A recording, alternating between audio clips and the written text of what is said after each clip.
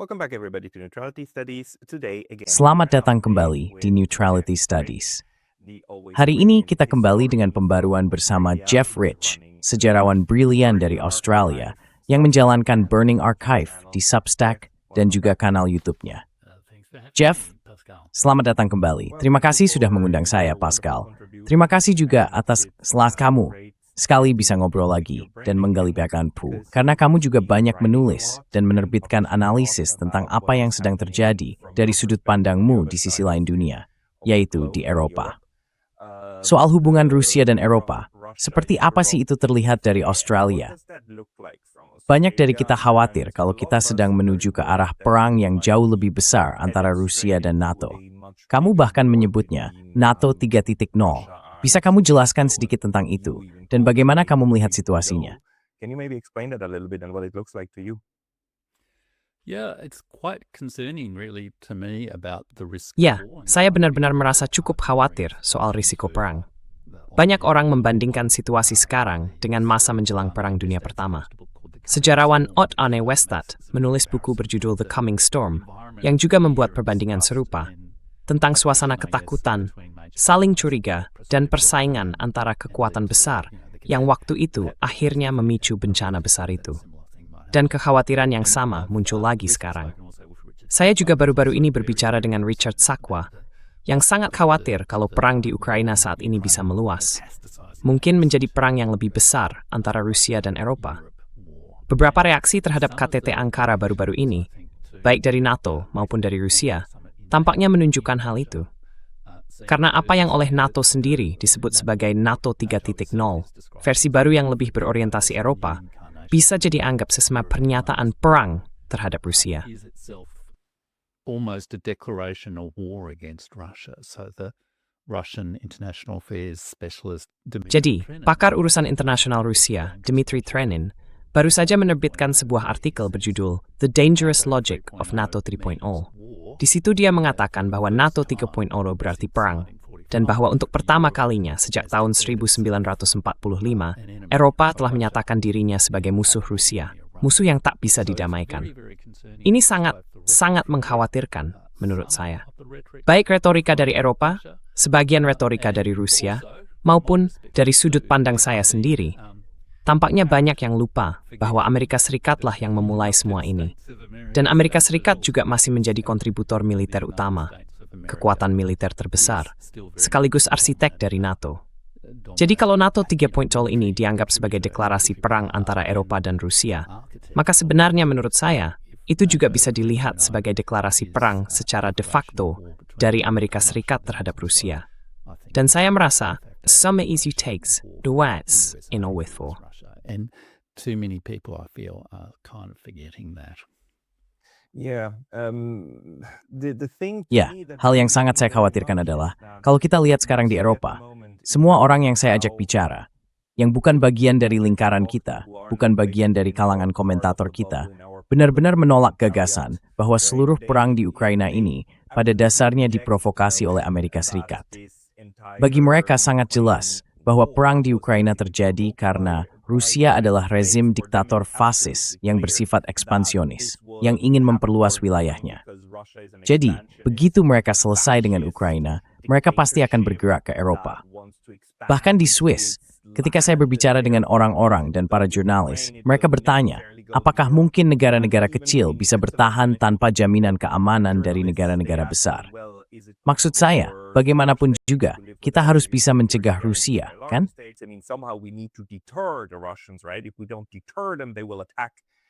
Kalau kita tidak membuat mereka jera, mereka akan menyerang. Bahkan kepada orang Swiss pun, saya harus menjelaskan begini.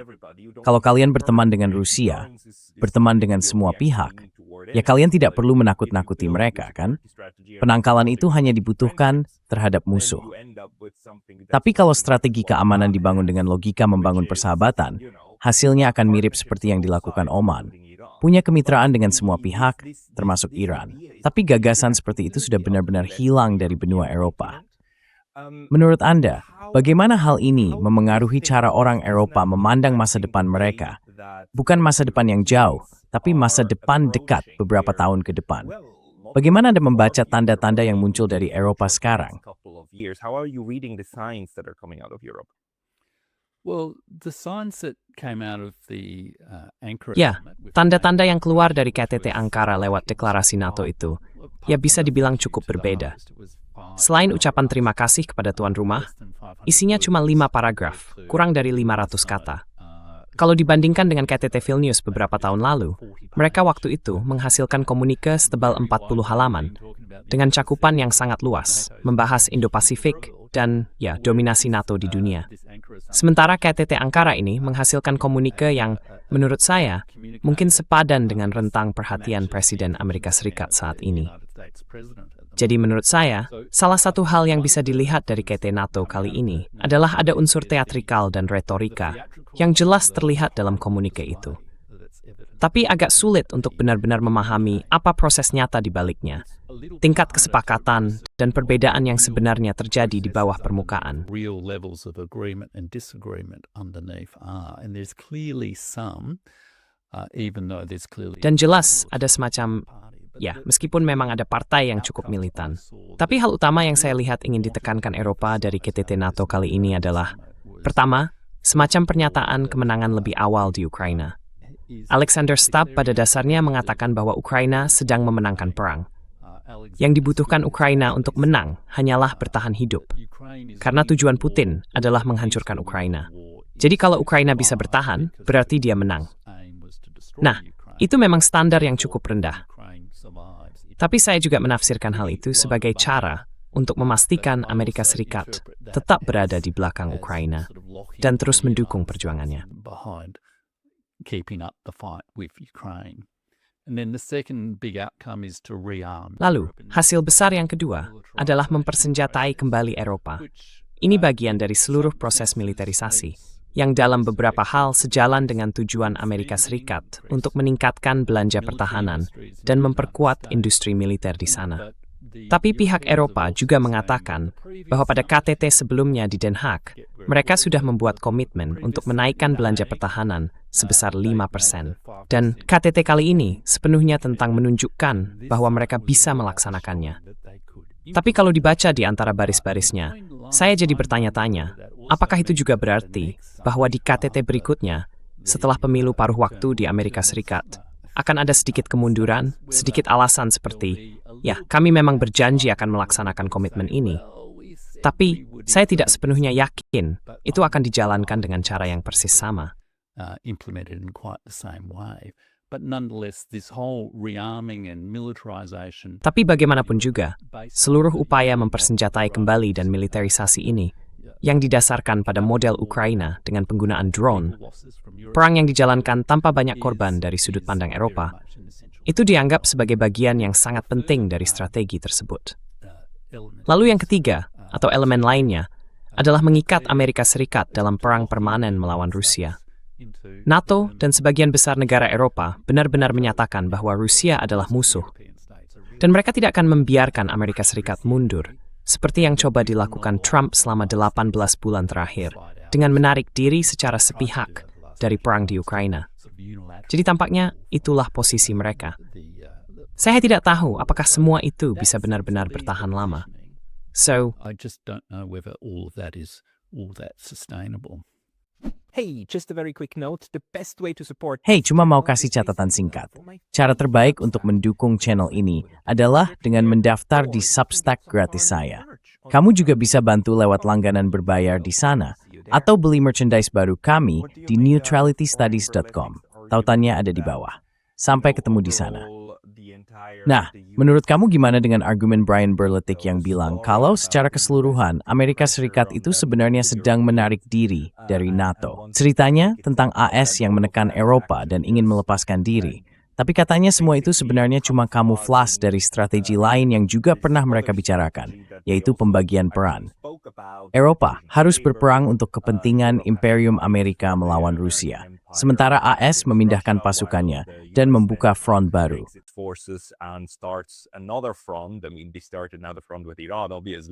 Maksud saya, mereka sudah membuka front baru dengan Iran. Itu jelas.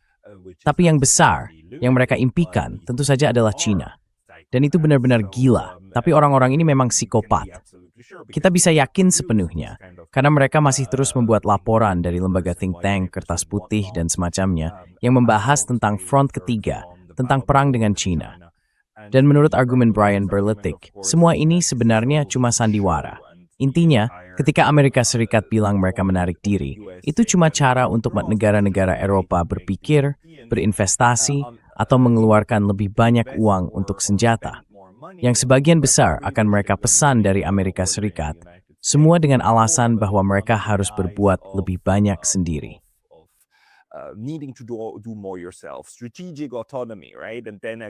Otonomi strategis, ya kan?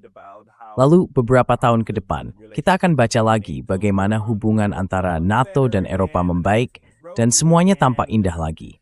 Dan setiap kali mereka ingin menaikkan dari 5% ke 6 atau 7%, mereka pura-pura menjauh lagi. Jadi ini seperti permainan yang terus berulang.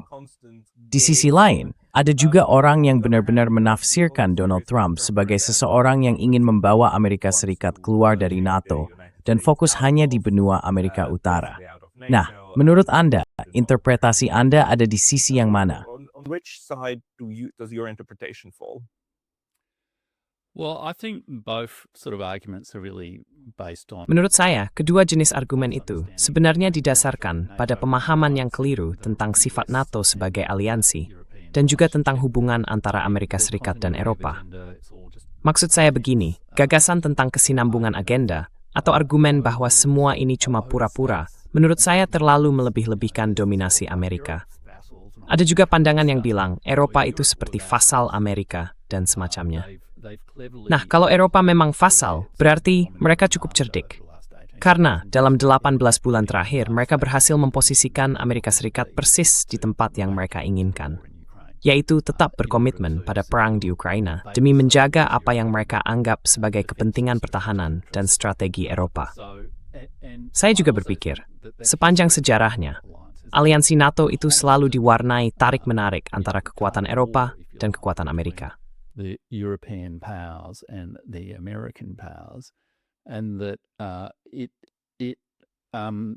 Dan hal itu seringkali kurang dihargai, bahwa sebenarnya ada sejarah panjang ketegangan sekaligus kemitraan, di mana Amerika Serikat sama-sama membutuhkan Eropa, seperti halnya Amerika juga telah menundukkan Eropa. Dan bagi saya, dalam banyak hal, kebohongan besar tentang NATO adalah anggapan bahwa Eropa menjadi bergantung pada Amerika Serikat untuk pertahanannya. Itu memang benar dalam beberapa hal. Saya akan bilang, dalam beberapa hal, Uni Eropa, atau lebih tepatnya negara-negara Eropa, bisa dibilang telah menyerahkan urusan pertahanan dan sebagian besar kebijakan luar negerinya kepada NATO. Dan itu masalah kronis bagi Eropa. Tapi di sisi lain, Amerika Serikat juga sangat bergantung pada NATO untuk menjalankan aksi-aksi ofensifnya di berbagai belahan dunia. its offensive actions around the world. I mean, the Ramstein base is, Maksud saya, pangkalan Ramstein dan semua pangkalan Jerman itu benar-benar sangat penting bagi semua tindakan agresif Amerika Serikat di kawasan Asia Barat. Begitu juga dengan pangkalan Inggris di Siprus dan yang lainnya.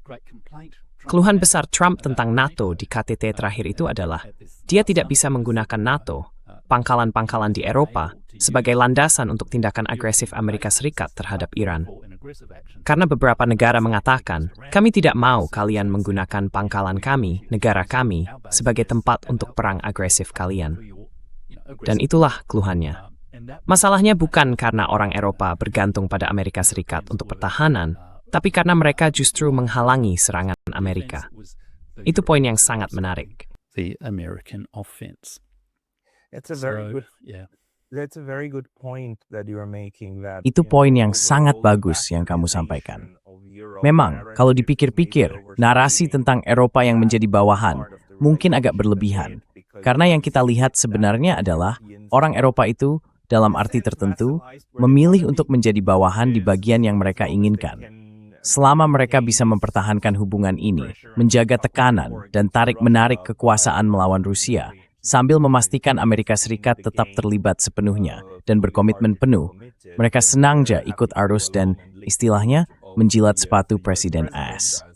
Seperti yang sangat jelas sering dilakukan oleh Sekretaris Jenderal NATO, Mark Rutte. Tapi di sisi lain mereka juga tak sendiri. But on the other hand, they do have their limits. So Iran, nobody, not even the Germans. Jadi soal Iran, tidak ada satupun negara, bahkan Jerman pun tidak. Negara-negara Baltik juga tidak. Yang benar-benar memberikan dukungan lebih dari sekadar retorika kan? Maksud saya, sama sekali tidak ada komitmen militer dalam bentuk apapun. Memang, bisa saja orang berargumen bahwa perjanjian NATO dan sebagainya melarang hal itu. Dan itu benar. Tapi di sisi lain, negara-negara ini punya sejarah melanggar perjanjian mereka sendiri demi melancarkan perang luar negeri, seperti terhadap Serbia, atau saat mengirim pasukan NATO ke Afghanistan. Jadi, hal seperti itu sepenuhnya mungkin dilakukan kalau sudah ada kesepakatan politik. Tapi yang perlu kita pahami sekarang adalah, kesepakatan itu belum ada.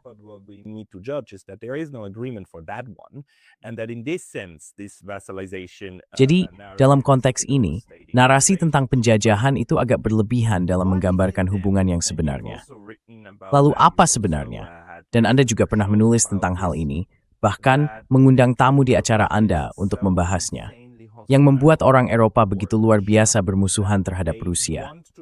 Sampai-sampai mereka mau menjalankan kebijakan yang katakanlah tidak akan mereka terapkan terhadap Iran, dan saya berpendapat juga tidak akan mereka terapkan terhadap Tiongkok, karena jaraknya begitu jauh, sehingga makin tidak masuk akal.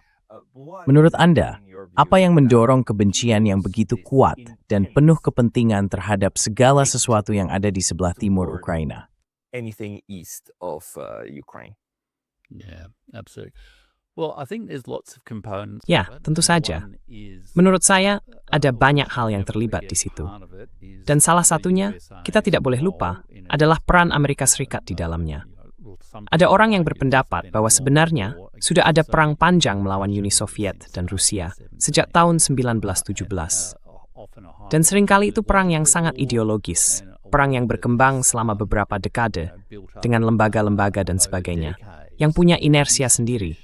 Member Newtrend Ketua, cara yang lebih tepat bagaimana pada guna bisa force betul, bahwa dikerahkan ke seluruh dunia. Once you deploy military forces all around the world, your agenda is, domination of the... Agenda Anda itu, dominasi atas seluruh dunia.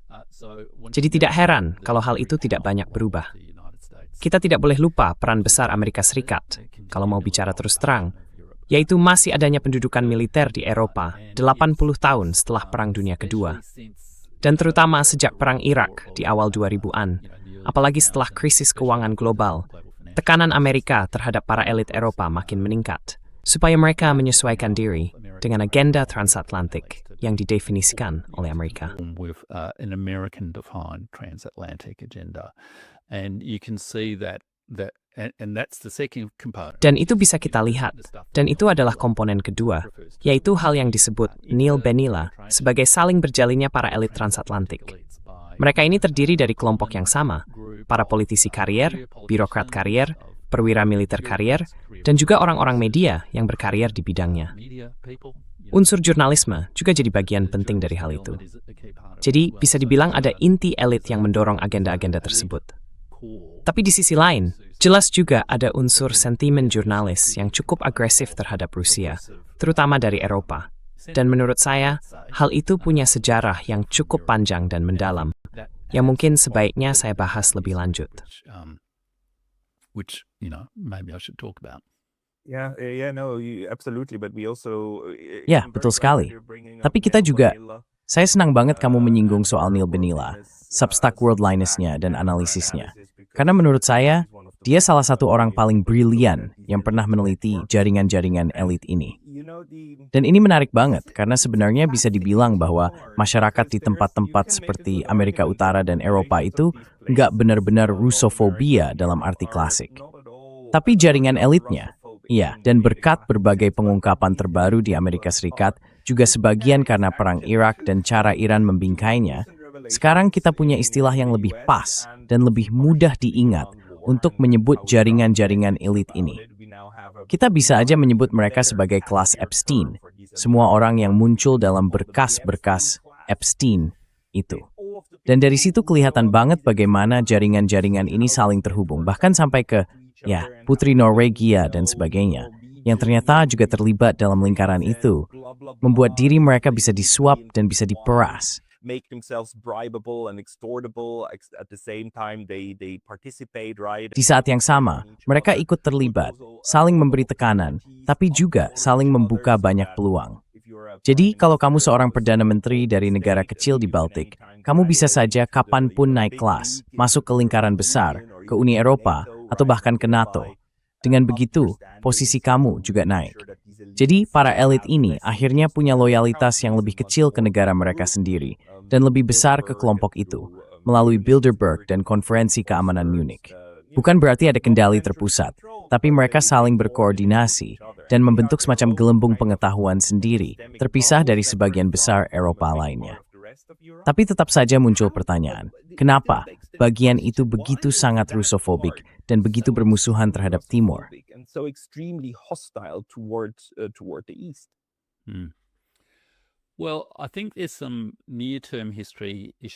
Menurut saya, ada beberapa faktor sejarah jangka pendek yang ikut berperan di sini. Dan saya pikir, mobilisasi negara-negara Eropa Timur, terutama yang dipengaruhi oleh jaringan emigran Amerika, seperti, ya, misalnya Zbigniew Brzezinski dan sebagainya, tapi juga terutama oleh Inggris. Inggris secara aktif berusaha memperluas pengaruhnya di Eropa dengan memperkuat peran keamanan dan pertahanannya di kawasan Eropa Timur, serta dengan menggerakkan negara-negara Baltik dan Eropa Timur seperti Polandia dan lain-lain ke arah yang cenderung anti-Rusia.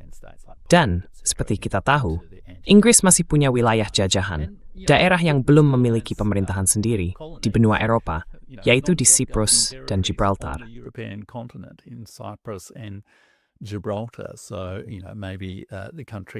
Jadi mungkin negara-negara di sekitarnya sebaiknya mengangkat isu itu di Perserikatan Bangsa-Bangsa dan mengusir Inggris dari sana. Tapi menurut saya, ada sejarah yang lebih dalam. Dan saya melihatnya sedikit berbeda dari banyak kisah umum tentang Rusia versus Barat. Termasuk juga soal Russofobia, yang sebenarnya berakar sejak akhir abad ke-18 dan awal abad ke-19. Maaf, maksud saya awal abad ke-18. Jadi, masa yang sering disebut sebagai zaman revolusi, kira-kira dari tahun 1750, 1770, sampai sekitar 1830 atau 1870. Kita baru saja merayakan 250 tahun deklarasi kemerdekaan. Dan itu sebenarnya adalah peristiwa penting dalam proses ini. This is actually a key event in this process. And what the historian John Darwin is broadly seen as... Dan menurut sejarawan John Darwin, yang secara luas dianggap sebagai tokoh utama dalam studi sejarah imperium, meskipun sering diabaikan oleh dunia podcast geopolitik, ia pada dasarnya berpendapat bahwa yang terjadi pada masa itu adalah terbentuknya sebuah Eropa yang lebih besar. Maksudnya, Eropa itu sendiri, Amerika Serikat sebagai perpanjangan Eropa di barat, dan Rusia sebagai perpanjangan Eropa di timur. Melalui rangkaian peristiwa itu, ketiganya pada dasarnya saling terhubung. Tentu saja ada perbedaan besar, perbedaan nasional, politik, dan sebagainya. Tapi mereka membentuk satu kawasan yang secara umum memiliki kesamaan. Kepentingan geopolitik, identitas budaya, dan nilai-nilai politik yang serupa, dalam arti luas, sebuah bentuk identitas liberal.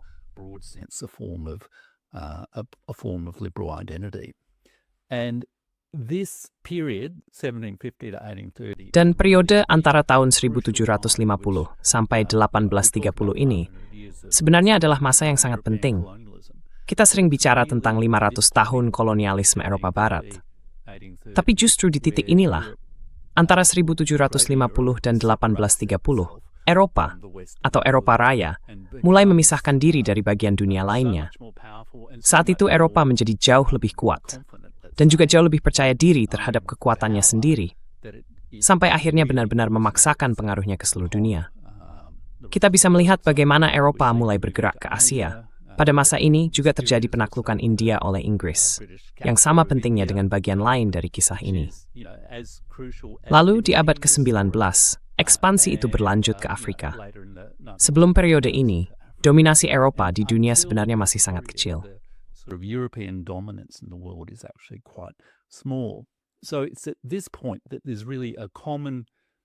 Jadi pada titik ini, memang ada pandangan umum bahwa ketiga wilayah itu dianggap bagian dari dunia barat.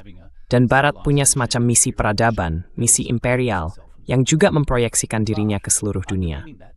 Tapi di balik itu, ada ketegangan besar soal sejauh mana masing-masing wilayah merasa mereka benar-benar satu kesatuan. Amerika, misalnya, mendefinisikan dirinya sebagai dunia baru dengan semangat perintis dan segala hal yang menyertainya. John Darwin menyebutnya sebagai mitos klasik para pemukim, kisah tentang keistimewaan Amerika. Dan sebenarnya, dasar historis dari gagasan keistimewaan Amerika itu ya cuma mitos belaka. American exceptionalism is really just a myth. But, you know, Russia's part of this story too, and Russia is... Tapi kamu tahu, Rusia juga bagian dari cerita ini. Rusia adalah negara yang punya sejarah ekspansi kolonial, misi peradaban, dan hal-hal semacam itu. Tapi, di sisi lain, Eropa Barat melihat Rusia sebagai kekuatan Asia yang bisa dibilang setengah terkompromi. Mereka juga punya konflik dengan Rusia, dan menganggap negara itu belum sepenuhnya lepas dari masa lalunya yang Mongol, masa lalunya yang Eurasia, dan masih, kalau dibandingkan, lebih bersifat otoriter. Jadi ada rasa kedekatan, tapi juga ini meskipun dekat, tetap orang asing. Mereka berbeda dari kita. Dan menurut saya, itulah salah satu pendorong munculnya semacam Rusofobia yang berkembang seiring waktu. Sort of emerges over time, I think. So it's this sort of sense of... Jadi, ini semacam rasa memiliki yang disertai banyak ketegangan di sekitarnya, dan hal itu yang mendorong munculnya gelombang ketakutan dan kebencian. Penting untuk ditekankan bahwa hal ini tidak berlangsung secara konsisten dari waktu ke waktu. Ia berubah-ubah dan juga berbeda dalam karakternya. Misalnya, sebagian sentimen anti-Rusia dan anti-Slavia di akhir abad ke-19, sebelum Perang Dunia Pertama, bersifat rasis seperti halnya bentuk rasisme lainnya. Itu benar-benar rasis secara terbuka. Seperti yang Anda katakan dalam wawancara terbaru Anda dengan Yakov Rubkin, hal itu sangat mirip dengan bentuk antisemitisme yang muncul pada masa yang sama. Jadi, ada banyak tokoh besar di bidang budaya, politik, dan ideologi yang menyuarakan pandangan yang pada dasarnya bersifat peradaban atau bahkan secara eksplisit rasis tentang inferioritas bangsa Slavia, tentang inferioritas orang Rusia. The inferiority of the Slavs, the inferiority of the Russians. I mean, my classic example of this is Thomas Mann's The Magic... Maksud saya, contoh klasik yang sering saya pakai adalah The Magic Mountain, karya Thomas Mann, salah satu novel besar abad ke-20, diterbitkan tahun 1924. Novel itu menggambarkan Eropa sebelum perang, di ambang Perang Dunia Pertama. Di dalamnya ada beberapa tokoh Rusia yang digambarkan sebagai setengah Asia, agak barbar, dan tidak mengikuti adat istiadat yang dianggap beradab. Jadi di situ sudah ada semacam Rusofobia. Lalu pada tahun 1917, tentu saja terjadi revolusi Rusia, dan itu menjadi titik pemisah besar antara Rusia dan dunia Rusia, yakni Uni Soviet dengan Barat. Itu bukan sekadar perbedaan biasa, tapi bisa dibilang perceraian besar antara Rusia dan Uni Soviet dengan dunia Barat. Sejak saat itu juga, Amerika Serikat mulai berperan besar dalam mendorong berbagai stereotip tentang Rusia dan kaum merah, tentang Judeo-Bolshevisme, dan semua narasi lain yang kemudian terus berkembang dan menyesuaikan diri seiring waktu. That has sort of evolved and adapted over time. Masih menyebut Judeo-Bolshevism. Amerika itu memang digorti. Yeah, no, that was absolutely a term. Yeah, it was a very common... Ya, tidak. Itu memang benar-benar sebuah istilah. Yaitu istilah yang sangat umum.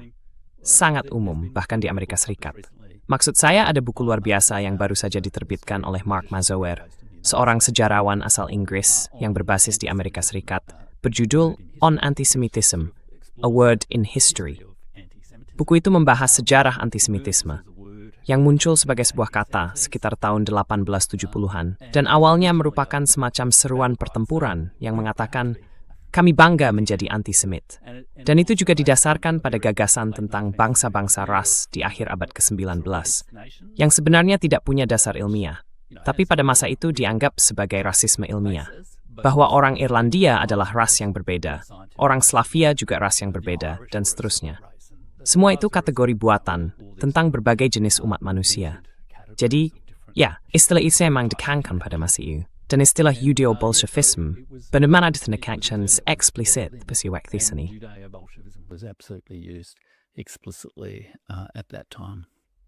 That will maybe a topic for another time, looking at how this. Mungkin ini topik untuk lain waktu, tentang bagaimana gagasan Yudeo apapun itu digunakan sepanjang waktu, entah untuk membenarkan atau justru melemahkan sesuatu yang ingin dicapai secara politik. Dan hal itu sebenarnya membawa kita kembali ke pembahasan dengan Yakov Rabkin, juga beberapa percakapan lain di kanal ini tentang Rusofobia. Itu juga jadi topik konferensi di Rusia yang baru saja saya hadiri, dan benar-benar membuat saya berpikir tentang betapa politisnya beberapa klaim tentang kelompok orang tertentu. Saya pribadi suka membahas secara detail bagaimana kebijakan luar negeri tertentu berkembang dari waktu ke waktu. Untuk itu, kita perlu melihat pernyataan para menteri luar negeri, presiden, dan tokoh-tokoh lainnya, lalu membandingkannya dengan apa yang terjadi, misalnya 4 tahun yang lalu, dan hal-hal semacam itu. Look at how this is different from like 4 years ago and stuff like that, right? That's kind of, you can do this micro level. On the other hand, Benar. you can also do Jadi hal seperti ini bisa kita lihat di tingkat mikro. Tapi di sisi lain, kita juga bisa melakukan analisis makro, seperti yang tadi kamu singgung, dan bertanya-tanya apakah gerakan peradaban semacam ini dalam masyarakat justru menentukan batas kemungkinan bagi kebijakan luar negeri di masa depan. Dan yang kamu sebut tadi tentu saja adalah dorongan bangsa Eropa ke arah barat. Dorongan itu pada dasarnya juga bersifat genosidal. Hingga bestimmt meninggaldu asli penmusuh all Australia. En apa mehr frequent stories into lathingness. Focus on the Atlantic kind of world, right? So we had this drive on the one hand. Jadi, di satu sisi, kita punya dorongan itu. Dan perang antara Inggris dan Amerika Serikat, ya, perang kemerdekaan, sebenarnya lebih merupakan perang tentang siapa di antara orang kulit putih yang berhak memegang kendali. Bukan soal apakah mereka berhak memegang kendali atau tidak, kan?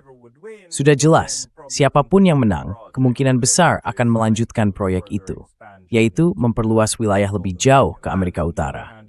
Di sisi lain, ada Rusia dengan ekspansi ke arah timur. Dan satu hal yang disampaikan oleh Yakov Rabkin adalah bahwa cara Rusia melakukan ekspansi selalu bersifat integratif. Mereka menggabungkan siapapun yang sudah tinggal di wilayah itu dan menjadikannya bagian dari mereka. Dan itu memang bagian dari menjadi orang Rusia. And make them, that's part and parcel of being Russian. And then that is now something that Dan sekarang, hal itu bertentangan dengan pendekatan Eropa Barat yang jauh lebih rasis, yang pada dasarnya bilang kita harus menyingkirkan orang-orang ini dan menggantinya dengan diri kita sendiri. Dan kalau mereka tidak tergantikan, ya, lihat saja apa yang dilakukan Rusia. Mereka dianggap sebagai gerombolan emas. Mereka orang Asia, kan? Mereka dianggap sebagai pihak lain. Dan cara kolonialisme Eropa Barat seperti ini tampaknya memang secara bawaan bersikap bermusuhan terhadap hal itu. Nah, di situ mungkin kita bisa menyederhanakannya lagi menjadi soal rasisme. Saya nggak tahu apakah itu terlalu menyederhanakan. Mungkin memang terlalu sederhana. Tapi menurut kamu, gimana soal hal seperti itu? But what do you make of that kind of? Well, look, it's a really interesting idea. I mean, again, Begini, ini sebenarnya gagasan yang sangat menarik. Maksud saya, kalau kita kembali ke ide bahwa pada awal abad ke-19 muncul semacam zona budaya bersama, dengan perbedaan, tapi juga ciri-ciri yang sama yang disebut Eropa Raya, yang mencakup Amerika Utara, termasuk Kanada, Amerika Serikat, dan Rusia. Kita sering menyebut istilah rasisme Eropa, tapi di antara 3 wilayah itu, justru Amerika Utara yang punya lembaga, sistem, kebijakan, undang-undang, dan praktik kerja yang paling sistematis, paling lama bertahan, dan paling terang-terangan bersifat rasis. Termasuk juga kebijakan migrasi, dan seterusnya. Jadi meskipun kita sering bicara tentang rasisme Eropa, menurut saya, sebaiknya kita perjelas dengan menyebutnya rasisme Euro-Amerika. Dan jangan sampai Amerika Serikat lolos dari tanggung jawab itu. Euro-American racism and not give the United States a pass. Because even in the 19th century, you know, Karena bahkan di abad ke-19, Amerika sudah luar biasa dalam hal penggunaan perbudakan dan pembenaran terhadap kebijakan rasis yang terang-terangan di dalam negaranya sendiri, di dalam batas nasionalnya sendiri. Dan hal yang mirip juga terjadi kalau kita lihat dari sisi genosida. Perang kemerdekaan Amerika itu bukan cuma perang untuk otonomi lokal, tapi juga perang melawan pembatasan terhadap para kolonis Amerika yang ingin merebut, ya, mencuri tanah milik bangsa-bangsa pribumi. Doktrin Monroe juga pada dasarnya mengatakan hal yang sama, jangan ikut campur dalam perang-perang kami, yang kemudian berubah menjadi perang genosida di tahun 1820-an dan 30-an melawan bangsa-bangsa pribumi di Amerika. Nah, itu yang ingin saya sampaikan, dan sekarang saya jadi lupa pertanyaannya, Pascal, maaf. Oh, tadi kamu bicara soal dimensi peradaban dari hal itu ya? Oh, you were talking about the sort of civilizational dimension of it. Is that right? Yes, whether is civilization Ya. Apakah peradaban itu sebuah konsep yang bisa membantu kita memahami apa yang sedang terjadi sekarang? Atau kalau kita menerapkannya, apakah itu justru akan jadi semacam selimut yang nggak berguna, menutupi hal-hal nyata yang seharusnya kita pahami? Karena kadang, konsep-konsep besar justru lebih banyak menyembunyikan daripada membantu mengungkap sesuatu. Jadi, menurut Anda, apakah peradaban itu bisa benar-benar membantu kita? Ya? Civilization something that you think can help us? I think civilizations is generally not a very Menurut saya, istilah peradaban sebenarnya bukan cara yang terlalu membantu untuk menggambarkan jenis perjuangan geopolitik yang kita hadapi sekarang. Maksud saya, peradaban itu salah satu konsep besar dan rumit dalam sejarah. Sudah lama dipelajari, tapi lebih sering disalahgunakan daripada dimanfaatkan dengan baik. Saya sendiri pernah menulis tentang berbagai konsep yang berkaitan dengan hal itu. Dan belakangan ini, gagasan tentang negara peradaban kembali muncul. Kalau dipikir-pikir, ini sebenarnya efek jangka panjang dari sebuah Huntington tentang benturan peradaban. Detaling, Huntington is small, Roseland tentu wawada. Huntington really defined civilizations as if you look at the detail of his book. Kalau kita lihat lebih detail isi bukunya, cara dia mengelompokkan berbagai peradaban itu, ada sekitar 8 peradaban yang dia definisikan di seluruh dunia. Dan itu sendiri, ya, benarkah ada 8 peradaban? Pada dasarnya bersifat religius, dan semacam upaya untuk merasionalisasi konflik pasca Perang Dingin bagi Amerika. Jadi misalnya, Jepang didefinisikan dengan cara tertentu yang berbeda dari Tiongkok. Lalu dia juga punya konsep tentang dunia ortodoks yang, ya, Teistemas Yunani, Yuna.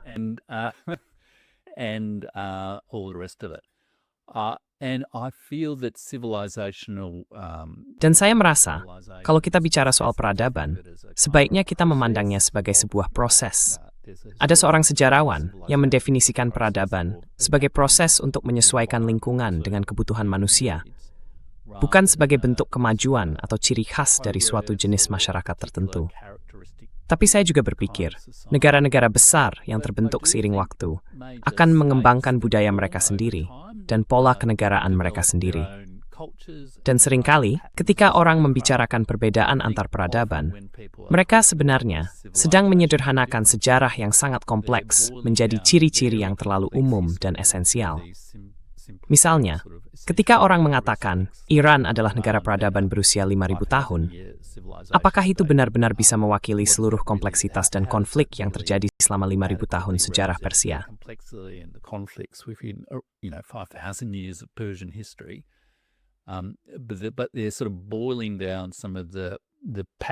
Tapi mereka sebenarnya sedang merangkum pola dan gaya diplomasi yang berbeda antara Rusia, Tiongkok, Eropa, Amerika Utara, dan sebagainya. Dan saya pikir memang ada kebenaran dalam cara-cara itu, cara negara-negara menjalin hubungan, melakukan diplomasi, dan seterusnya, yang memang sangat penting. Tapi saya juga berpikir, kalau kita lihat tren global yang lebih luas selama 200 tahun terakhir, ada hal lain yang sama pentingnya. Karena meskipun peradaban berkembang dengan caranya masing-masing, pada saat yang sama juga terjadi banyak dialog, pertukaran, dan percampuran budaya serta peradaban, terutama dalam 2 abad terakhir, dengan berbagai fase globalisasi. Jadi semua peradaban yang kita bicarakan ini sebenarnya merupakan campuran dari berbagai budaya yang berbeda.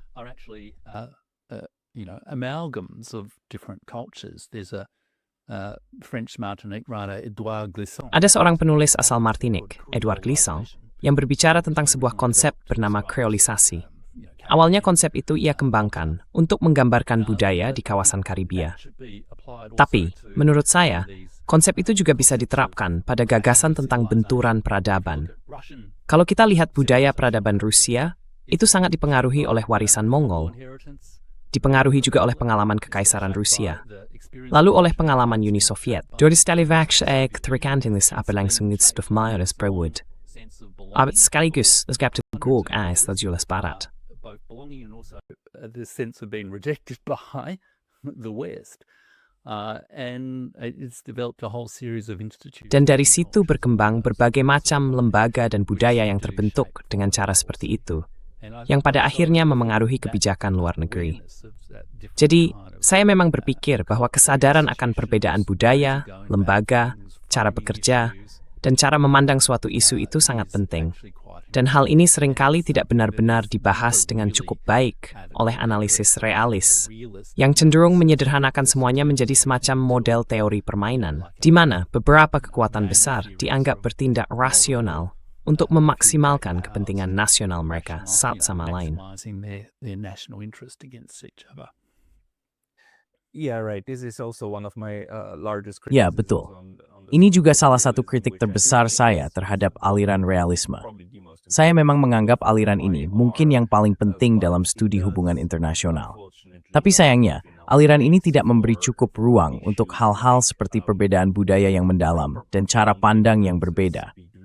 Secara sederhana, aliran realisme berasumsi bahwa setiap negara di dunia akan bertindak seperti negara-negara Eropa dan Amerika. Cara mereka membangun negara dianggap sebagai cara semua membangun negaranya. Yang sebaik mereka merawat dan persaingan terus-menerus, kan ya, mereka harus end-to-end. Dan itu sebenarnya sangat khas Eropa. Sebab itu terus keluar dan menyingkirkan pihak lain. go out and try to eradicate everybody else. Also the duplicitous language and so on. Selain itu, bahasa yang penuh kepura-puraan dan sebagainya, satu aturan untuk kita, aturan lain untuk kalian, itu sendiri sebenarnya bagian dari hal-hal yang bersifat rasis, kan? Klasifikasi, stratifikasi masyarakat, dan memperlakukan orang berdasarkan aturan yang berbeda. Kita melihat pola itu terus berulang. Tapi semua hal ini tentu saja sering diabaikan dalam analisis kekuasaan yang hanya berfokus pada perbedaan kekuatan di antara para aktor negara.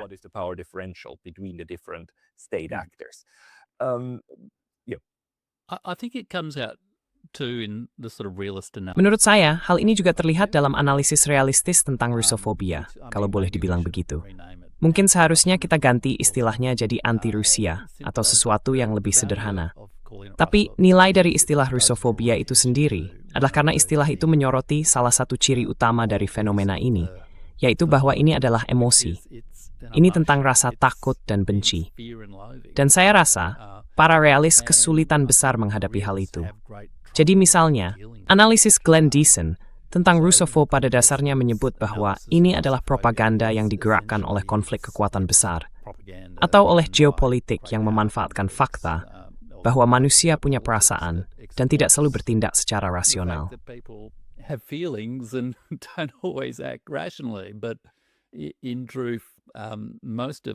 Tapi sebenarnya, kebanyakan dari kita, ya, semua orang punya perasaan. Perilaku kita sebagian besar digerakkan oleh emosi. Dan saya rasa kita nggak bisa benar-benar memahami sepenuhnya fenomena yang disebut Rusofobia tanpa memahami dan menghadapi sisi emosionalnya. Kita harus melihatnya sebagai sesuatu yang muncul dari respons emosional, respons yang terbentuk secara sosial terhadap sejarah perang, sejarah keterasingan dari masyarakat dan budaya yang berbeda, tapi juga sejarah saling ketergantungan dengan budaya itu. Dan di situ juga ada ambivalensi. Di satu sisi bergantung pada budaya itu, tapi di sisi lain merasa terasing darinya. But also feeling alienated from that culture. And you can see that, I think, in the contemporary Europe. Dan hal itu bisa kita lihat, menurut saya, dalam respons Eropa saat ini terhadap Rusia. Salah satu hal utama dalam konflik antara Eropa, Rusia, dan Amerika dalam beberapa tahun terakhir adalah ketergantungan Eropa pada Rusia untuk pasokan energi. Hal ini memunculkan reaksi yang campur aduk dari para pemimpin Eropa. Di sisi lain, hal ini juga menimbulkan kemarahan dan rasa kesal dari pihak Amerika, yang sejak lama berusaha membuat Eropa bergantung pada Amerika untuk pasokan energinya. Tapi situasi ini juga menimbulkan rasa takut dan ketidaksenangan, karena, ya, memang ada saling ketergantungan dengan Rusia, tapi mereka juga merasa tidak nyaman dengan itu, sebab Rusia tetap terasa asing bagi mereka. They're also they're strangers to us. So this dependence upon but fear of strangers. I think, Jadi, is ketergantungan, tapi sekaligus rasa takut terhadap orang asing ini, menurut saya adalah salah satu pendorong utama munculnya Russofobia. Hal yang sama juga bisa kita lihat dalam banyak pengalaman antisemitisme. Saya pikir, kita bisa menafsirkan beberapa gelombang antisemitisme sepanjang waktu sebagai reaksi yang mirip terhadap ketergantungan pada suatu kelompok di dalam masyarakat. Misalnya di Jerman dan Eropa Timur pada abad ke-18. Pada abad ke-17, di persemakmuran Polandia-Lituania, terjadi ledakan besar kekerasan antisemit, yang sebagian merupakan reaksi balik terhadap situasi itu, dan sebagian lagi, kalau boleh dibilang, didorong oleh kebencian terhadap kelompok luar. was partly, if you like, driven by out-group hatred, but it was also a backlash against the stronger role. Tapi itu juga merupakan reaksi balik terhadap peran yang makin kuat dari komunitas Yahudi, yang dulu melarikan diri dari pengusiran di Eropa Barat, lalu selama beberapa abad pindah ke Polandia, dan di sana mereka membangun peran sosial yang penting di kota-kota, di bidang perdagangan, dan hal-hal lain yang membuat kelompok sosial lain merasa tersaingi. Akhirnya, semua itu meledak dalam gelombang kekerasan yang mengerikan, yang sebenarnya berpusat di wilayah yang sekarang menjadi Ukraina. Pola ketergantungan sekaligus ketakutan terhadap orang asing ini juga menjadi gagasan yang sedang dikembangkan oleh sejarawan lain, Jeremy Adelman, sebagai cara untuk menulis ulang kisah globalisasi selama kira-kira 200 tahun terakhir.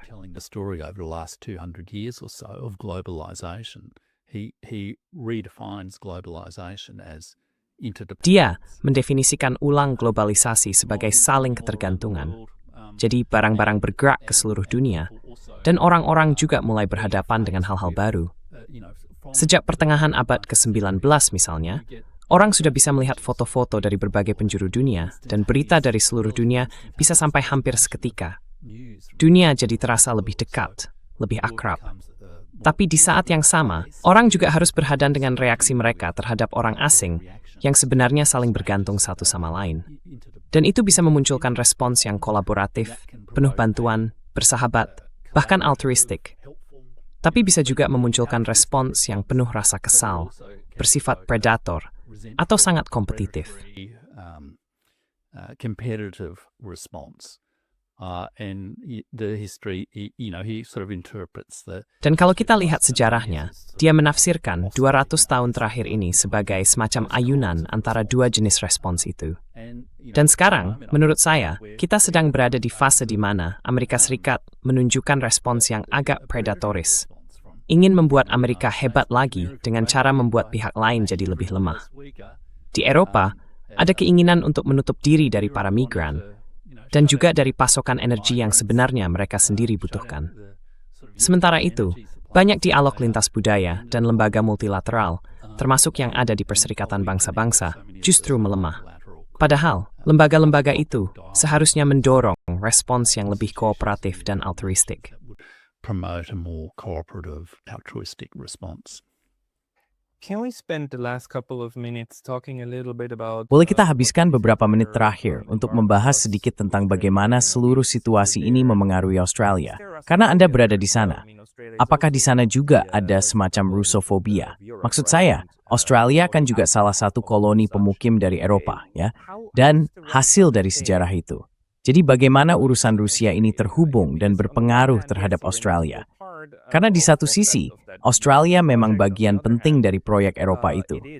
Tapi di sisi lain, letaknya jauh. Dan sudah ada perkembangan yang mandiri selama beberapa dekade, bahkan berabad-abad. Komposisi etnis di Australia juga terus berubah. Jadi, bagaimana percakapan publik di sarang soal Rusia? How is the public discourse now happening over there in regard to Russia? Well, public culture is very. Budaya publik di Australia itu sangat tidak ramah terhadap Rusia. Secara politik, Australia benar-benar berdiri teguh di pihak Ukraina.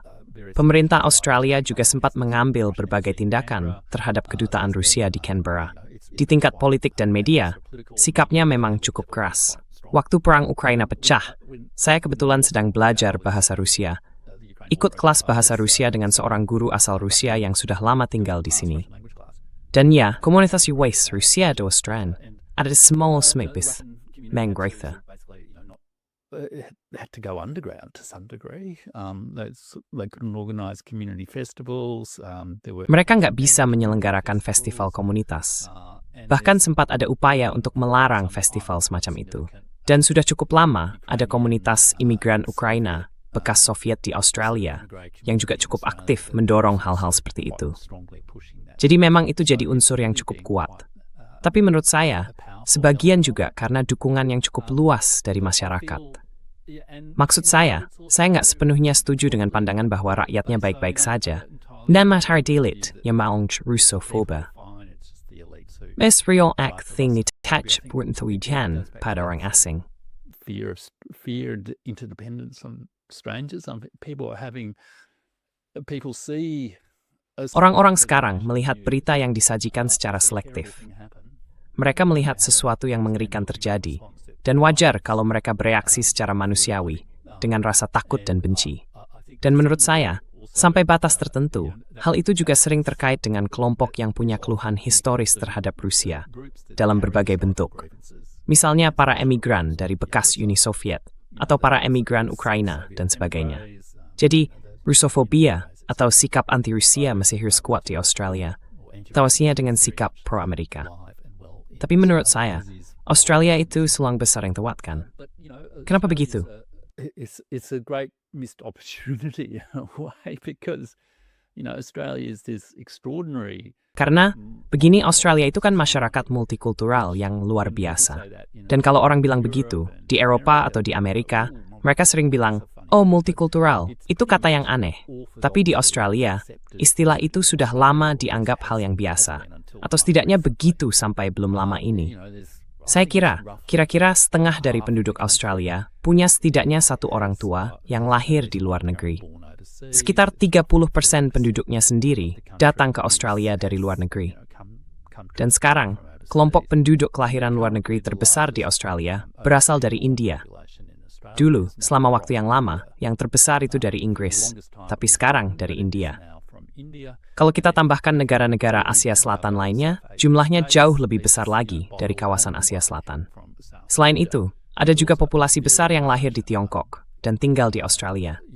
Chinese-born population in Australia as well. So the character of Australians. Jadi karakter masyarakat Australia itu sangat multikultural.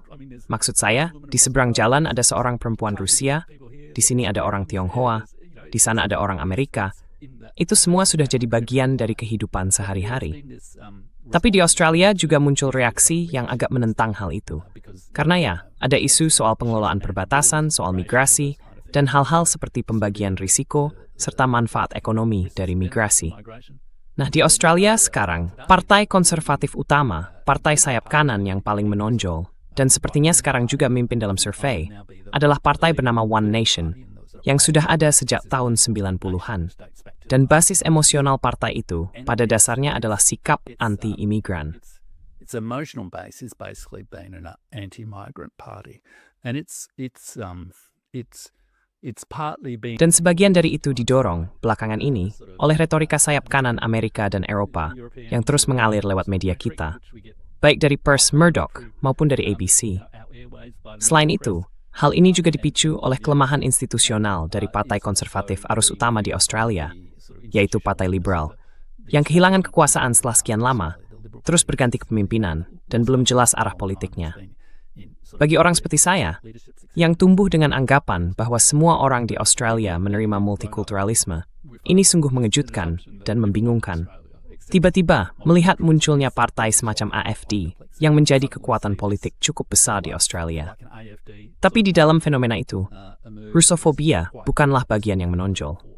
Fokusnya jauh lebih banyak tertuju pada meningkatnya arus migrasi dari Asia Selatan ke Australia dalam beberapa tahun terakhir.